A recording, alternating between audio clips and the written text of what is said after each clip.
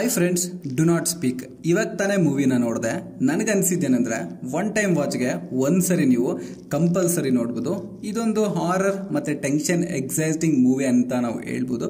So ಇದು ಪ್ರೈಮಲ್ available ಇದೆ. 2020 ಬಂದಿದ್ದ ಮೂವಿ ಹಾಲಿವುಡ್ ಕಡೆಯಿಂದ. ನಿಮ್ಗೆ ಏನಾದ್ರು ಪ್ರೈಮಲ್ ಏನಾದ್ರು ಸಿಕ್ಕಿಲ್ಲ ಅಂದ್ರೆ ನಾನು ಕೆಳಗಡೆ ಯೂಟ್ಯೂಬ್ ಲಿಂಕ್ ಹಾಕಿರ್ತೀನಿ, ಅಲ್ಲಿಂದ ಕೂಡ ನೀವು ಈ ಮೂವಿನ ನೋಡಿ ಎಂಜಾಯ್ ಮಾಡ್ಬೋದು. ಫ್ಯಾಮಿಲಿ ಜೊತೆ ನೋಡ್ಬೋದು. ಮಹಾದ್ರೆ ಇವಿ ಏನ್ ಸೀನ್ಸ್ ಇಲ್ಲ ಅಷ್ಟೊಂದು. ಈ ಮೂವಿ ಬೇಸಿಕ್ ಸ್ಟೋರಿ ಏನಂದ್ರೆ, ಒಂದು ಫ್ಯಾಮಿಲಿ ಇರುತ್ತೆ. ಆ ಫ್ಯಾಮಿಲಿ ಅವ್ರ ಅಪ್ಪಗೆ ಏನೋ ಜ್ವರ ಅಂತ ಹೇಳ್ಬಿಟ್ಟು ಅವ್ರ ಊರಿಗೆ ಕರೀತಾರೆ. ಸೊ ಈ ಫ್ಯಾಮಿಲಿ ಫುಲ್ ಊರಿಗೆ ಹೋಗ್ತಾರೆ. ಆ ಊರಲ್ಲಿ ಒಂದು ಕ್ರಿಯೇಚರ್ ಇರುತ್ತೆ. ಆ ಕ್ರಿಯೇಚರು ಆ ಊರಲ್ಲಿ ಇರೋರ್ನೆಲ್ಲಾರನ್ನು ತಿಂದಾಕ್ಬಿಡ್ತಾ ಇರುತ್ತೆ. ಅಂದ್ರೆ ನೈಟ್ ಟೈಮು ಸೌಂಡ್ ಆಗಿದ ತಕ್ಷಣ ಸಾಕು, ಏನಾದ್ರು ಸೌಂಡ್ ಮಾಡಿದ್ರೆ ಹಂಗೆ ತಿಂದ್ಬಿಡುತ್ತೆ. ಅದು ಕಣ್ ಕಾಣಿಸೋದಿಲ್ಲ, ಸೌಂಡ್ ಆದ್ರೆ ಸಾಕು ಹಂಗೆ ಹೋಗ್ಬಿಟ್ಟು ಅಲ್ಲಿ ಏನಾದ್ರು ಏನಿದ್ರು ಸರಿ ತಿಂದ್ಬಿಡ್ತಾ ಇರುತ್ತೆ. ಸೊ ಇವರು ಆ ಊರಿಗೆ ಹೋಗ್ತಾರೆ. ಇವ್ರಿಗೆ ಅದೆಲ್ಲ ಗೊತ್ತಿರಲ್ಲ.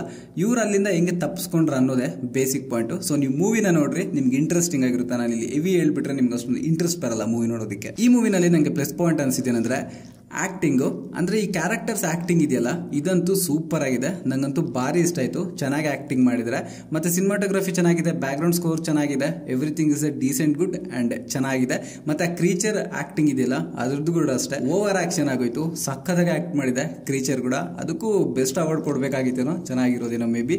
ಸೊ ನೀವು ಒನ್ ಟೈಮ್ ವಾಚಬಲ್ಗೆ ಬೆಸ್ಟ್ ಮೂವಿ ಅನ್ಕೋಬಹುದು. ಇನ್ನು ನಂಗೆ ಈ ಮೂವಿನಲ್ಲಿ ಮೈನಸ್ ಪಾಯಿಂಟ್ ಅನ್ಸಿದ್ದೇನೆಂದ್ರೆ, ಜಾಸ್ತಿ ಸ್ಕಿಪ್ಪಿಂಗ್ ಪಾಯಿಂಟ್ಸ್ ಇದಾವೆ. ಅಂದ್ರೆ ಏನೋ ಆಕ್ಷನ್ ಸೀನ್ಸ್ ಅಲ್ಲಿ ಓಕೆ ಅಂತ ಹೇಳ್ಬೋದು, ಮಿಕ್ಕಿದ ಪಾಯಿಂಟ್ ಅಲ್ಲೆಲ್ಲ ಕಂಪಲ್ಸರಿ ಸ್ಕಿಪ್ ಮಾಡ್ತೀರಾ. ಹೆವಿ ಬೋರ್ ಆಗುತ್ತೆ. ಅಲ್ಲಲ್ಲೂ ನನಗೆ ಸಖತ್ ಬೋರ್ ಆಯ್ತು. ನನಗಂತೂ ಒಂದೊಂದು ಪಾಯಿಂಟ್ ಅಲ್ಲಿ ಬೋರ್ ಆಗುತ್ತೆ, ಮಿಕ್ಕಿದ್ದೆಲ್ಲ ಆರಾಮಾಗಿ ನೀವು ಎಂಜಾಯ್ ಮಾಡ್ಬೋದು. ಇನ್ನು ಈ ಮೂವಿ ಬಗ್ಗೆ ಒಂದು ಪಾಯಿಂಟ್ ಅಲ್ಲಿ ಹೇಳ್ಬೇಕಂದ್ರೆ, ಒಂದು ಊರಲ್ಲಿ ಒಂದು ಕ್ರಿಯೇಚರ್ ಇರುತ್ತೆ. ಈ ಕ್ರಿಯೇಚರ್ ಎಲ್ಲಾರನ್ನೂ ತಿಂದಾಕ್ತಾ ಇರುತ್ತೆ.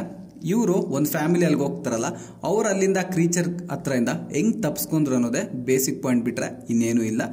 ಈ ಮೂವಿಗೆ ನನ್ನ ರೇಟಿಂಗ್ ಬಂದ್ಬಿಟ್ಟು 5ಗೆ 2.4 ರೇಟಿಂಗ್ ಕೊಡ್ತೀನಿ. ನೀವೆಷ್ಟು ರೇಟಿಂಗ್ ಕೊಡ್ತೀರಿ ಅಂತ ಕಾಮೆಂಟ್ ನನಗೆ ತಿಳಿಸಿ. ಎಲ್ಲರಿಗೂ ಬಾಯ್.